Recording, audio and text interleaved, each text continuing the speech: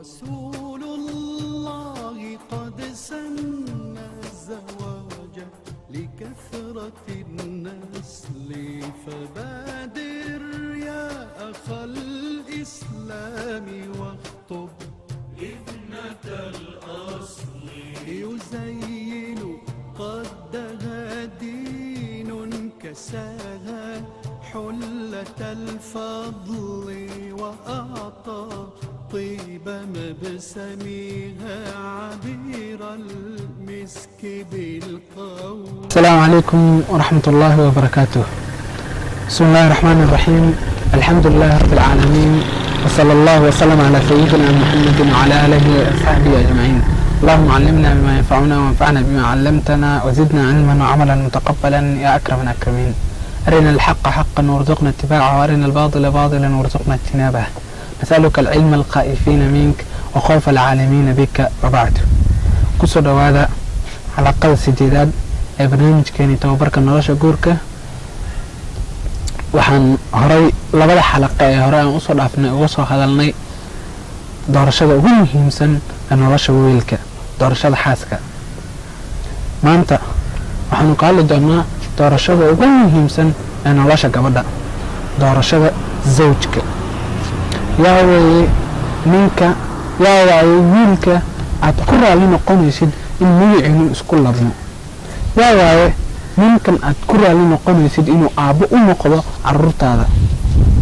yaa waaye midka aad garabkiisa ahaan doontid aakhira hadday noqoto iyo hadday adduun noqotaba aad isku kaalmaysanaysaan daacada ilaahay iyo soo saaritaanka durriyad wanaagsan ee adduunka kusii qayb noqoto markaad adinka ka tagtaan insha allah.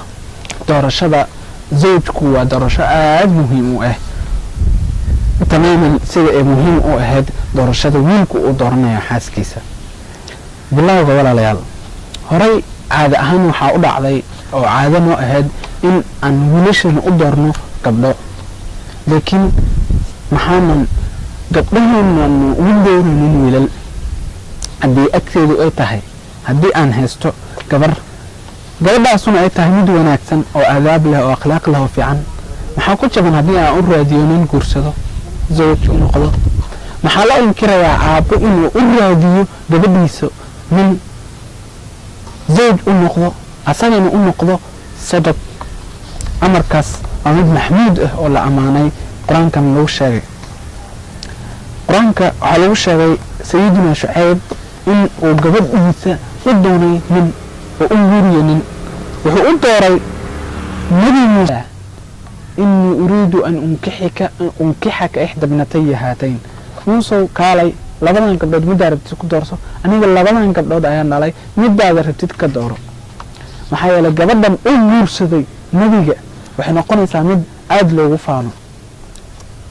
sidaasoo kaleeto sayidina cumar radi allahu canhu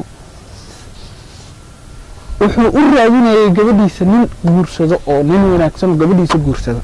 cabdullahi ibni cumar baa xadiis warinaya, wuxuu leeyahay ta'ayamat xafsa. xafsa waxaa waaya gabadha cumar bin khadaab radi allahu canhu. ta'ayamat ay maata zawjuha, ninkeedii ayaa dhintay. ta'ayamat xafsa.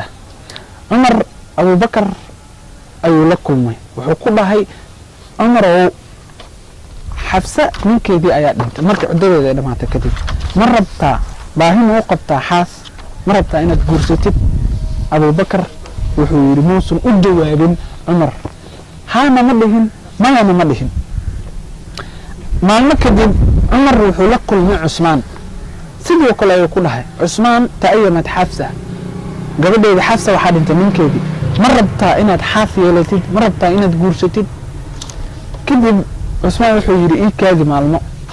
ayuu u kaadiyey cumar radi allahu canhu. kadibna cusmaan wuxuu ku yidhi waxaa ii soo baxday inaan guursan karin, in aanan guursan ayaa ii soo baxday. cumar wuxuu yidhi culeys iyo maxaa la dhahay aan ka dareemayay dhanka cusmaan, laakiin maxaa yeele gabadheedaa u bandhigay, laakiin waxaa iga culays badnaay abubakar radi allahu canhu, sababtoo ah cumar cusmaan uu ii jawaabay, wuxuu yidhi aniga ma rabo, laakiin abubakar muusan ii jawaabin, haana may dhihin mayana may dhihin. meesha annaga aragnaa waxay tahay in cumar bin khadaab radi allahu canhu uu u bandhigay gabadhiisa niman, laakiin wuxuu u bandhigay niman aad uga wanaagsan. ka warrama haddii abubakar radi allahu canhu u noqdo sadaq cumar, haddii cusmaan u noqdo saddex ka waran radia allahu canhu wuxuu yidhi cumar radia allahu canhu maalmo kadib gabadhii waxaa soo doontay rasuulka alleh salawaatu rabbi wasalaamu calayh waana lagu mehriyey maalmo kadib waxaa kulmay cumar iyo abubakr radia allahu canhu abubakr wuxuu yidhi cumar waxaa laga yaabaa inaad culeys dareentay markaad gabadhaada iisoo bandhigtay ee aanan kuu jawaabin cumar wuxuu yidhi haa waa ka xanaaqay sababtoo ah maxaadan iigu jawaabin alxamdulilah hadda ilaaha rasuulka iisoo saala oo gabadhii guursaday cumar wuxuu yidhi abubakr wuxuu yidhi radia allahu canhu aniga waxaa maqlay rasuulka alle oo sheegaayo gabadhaas oo dhahayo gabadhaas inaa guursadaa rabaa xabse radia allahu canha asagoo la tashanaya asxaabta oo shuuro kula jiro oo la tashanayo markii aad iisoo bandhigtayne mar rabin inaan faafiyo sirti rasuulka salawaatu rabbi wasalaamu calayh marka walaalayaal ma la inkiraayo mana inkiri karno in gabdhaheena aan u raadino wiil wanaagsan haddaad aragti wiil muslim ah wanaagsan caqli leh akhlaaq leh aadaab leh wanaagsan oo caqli badan ceeb maahan inaad u raadiso gabadhaada kana dhashay qoys aad u wanaagsan oo maasha allah waxaa ku jiran haddii aad fariin mubaashara ama hayr mubaashara u dirtid adigoo u sheegayo inaad gabar dhashay maxaa la gabar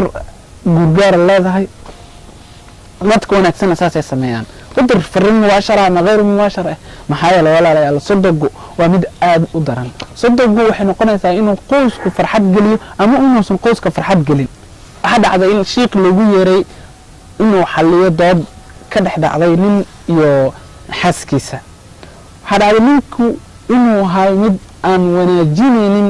xaaskiisa mana furaynin mana wanaajinaynin waalidkii dhalay gabadhaas ayaa wuxuu ku yiri sheekhu waxaa rabnaa inaad nasoo dhex geshid ku dheh imaa inuu furo oo si sharaf leh u furo waa imaa inuu si sharaf leh u haysto oo si karaamo leh u haysto anaga waxaa ka rabna male haddii uu furayo haddii u haysana haddii maxaa laayay karahsado oo isdagaalaan isqabtaanna ha furo si sharaf leh ha u furo laakiin inuu gabadhii dhibaateeyo furin qabanne waa wax anagana dhibaayo yiri waalidkii sheekhu wuxuu yidhi wiilka markaa fiiriyey waxaa arkay inuu yahay wiil ilaahi subxaana watacaala ka fogaaday oo aad aragtidiisa iyo muuqaalkiisa aad ka dareemaysid mid aan alla ka cabsigiisu fiicnayn inuu yahay sheekaduna waxay dhacday 10 sano ka hor sheekh baa ka sheekeynaya wuxuu yidhi sheekha ninkii wiilka dhalinyarada wuxuu ugu yidhi waxaa rabaa in gabadhan agteeda ay ku baaqi noqoto ilaa saa u dhibaateynayo aabaheed oo aniga ii rafuuco oo ii sujuuda aniga aabaheed doorashada ninku zawjku waa ciwaanka xalaqadan maanta rasuulka alayhi salaatu rabbi wasalaamu calayhi wuxuu leeyahay ankixu al-akfaa wa ankixu ilayhin yani u guuriya dhalinyarada guurka gaartay ayaguna guuriya kuwiina dhalinyaradiina guurka gaartay inuu joogto u guuriya kan kaleeto oo wiilka oo gabadha u baahana soo guuriya hooyooyinkii waalidka gabdhaha dhalayow marka aad gabdhihiina u dooreysaan nin wanaagsan ku ilaaliya qodobo iyo sifooyin 5 amarka koowaad al-islaam الله سبحانه وتعالى حوليه ولا تنكحوا المشركين حتى يؤمنوا ولا عبد مؤمن خير من مشرك ولو أعجبكم أموري من قربات إلا قفء مؤمن أهان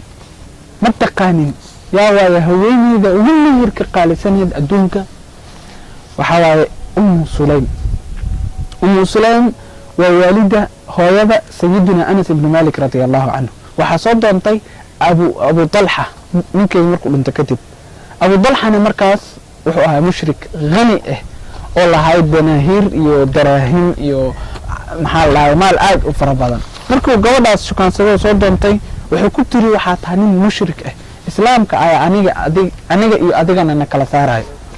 وحو كيري محاكو جبان ساس يا أم السلام أنيقا وحان ليا هاي مال آد وفربضان أديقنا وحا جعاشا هاي مالك إيو دهبك إيو وحاس دهب إنفيتي وحكا سان كابو حينها وكسينا وحو كتري مرة من أباهني ذهب عليه سي عدانكيس من waxaan u baahanahay inaad soo islaamtid haddii aad soo islaamtid waan ku raali noqonayaa inaan xaas ku noqdo kadib wuu fikiray wuuna yeelay wuxuu yiri waan sameynaya kadib Abu Talha radiyallahu anhu wuu soo islaamay wuuna guursaday Muslim haweeneyda ugu qaalisaneed meherka adduunka wuxuu ahay meherkeedu in uu soo islaamo ninkeedii ayada oo xoogay aro maala u hormariyay islaamku waa sifada koowaad aan ku rabno inuu yeesho nimanka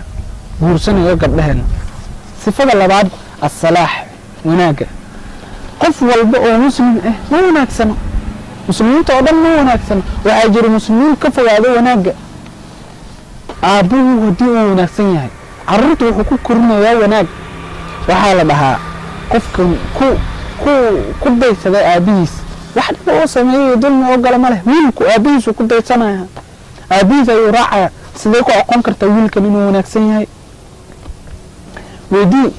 madrasada iyo meesha lagu soo tarbiyeeyey qaabka iyo wax uu baray yaa tarbiyeeyey yaa aadaabta iyo akhlaaqda wanaagsan baray weydii reerkiisa iyo dadkiisa mana wanaagsan inaad ku gaabsatid inuu soomo iyo inuu tukado inuu salaado bas inaad ku gaabsatid maaha waxaa mararka qaar waxaa dhacdaa in aabba loo imaado gabar laga soo doonto kadibna uu yidhaa adeer ma tukataa haa bas way fiican tahay salaaddu way fiican tahay sax laakiin wax walba salaada maaha aabbe qani ah oo taajir ah la fadhiyey xaaskiisa dhalena hal gabar oo keliya waxay ka wada hadlayeen yaa u noqonayo gabadheena zawj sheekadooda ayagoo wato waxaa jiray wiil dhalinyaro ah oo markaas gurigooda inuu u soo dhaco rabay oo derbiga markaas saarnaay sheekadeedii ayuu maqlay wiilkii sheekadii ka dhex socotay wiilka aabbihii iyo hooyadii aabbihii wuxuu yidhi aniga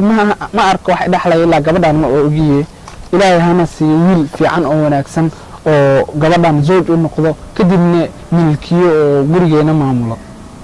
hooyadii wuxuu ku tiri amarkaas wuu fiican yahay laakiin sidee ku aqoonsanaynaa wiilka wanaagsan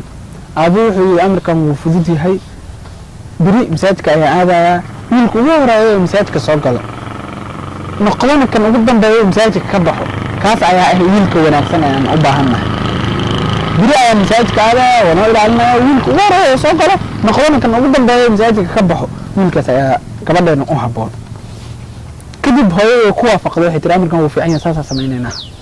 sax dabcan hadalkaas ma fiicno saas ina sameeyna ma wanaagsano wiilkii marka tuuga ahaa ee guriga usoo dhacaayay wuu fikiray wuxuu dhaani intaan samayn lahay intaan maxaa lahay gurigan u dhaco habeen ama laba habeen ama asbuuc ama laba asbuucan gurigan u dhici lahay waxaa iga fiican inaan gabadhooda guursado guriga dhan milkiyo wax dhan irtiyo masaajidka aadaya tartiibta waa iska tukanayaa xoolahaasaas ka helaya kadib wiilkii saasuu sameeyey wuu baxay wiilkii subaxii koowaad masaajidka salaada subax aaday iridoo fariisay masaajidka markii la furo wuu galay wuxuuna qofkii ugu horeeyay masaajidka galo salaadihii oo dhan masaajidka ku tukaday sidii uu yeelay maalintii koowaad maalintii labaad maalintii saddexaad shanta salaadood masaajidka qofka ugu horeeya soo galo qofka ugu dambeeya ka baxo aabbihii wuxuu ahaa mid ilaalinaya dadka saas ah kadib aabbihii wuxuu arkay wiilkii uu u tagay wuxuu ku yidhi wiilkiiyu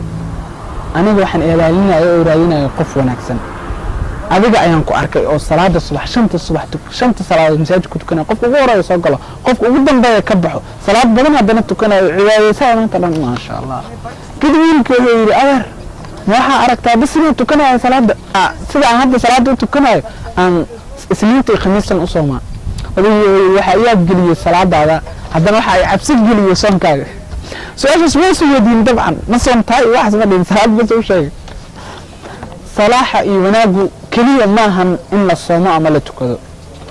dad badan oo soomo oo tukado haddaneeto mucaamalaadkooda iyo habdhaqankooda waxay tahay kuwa aan fiicnayn raadi wiilkan yaa soo koriyey halkuu ku soo koriyey wiilkan weydii asxaabtiisa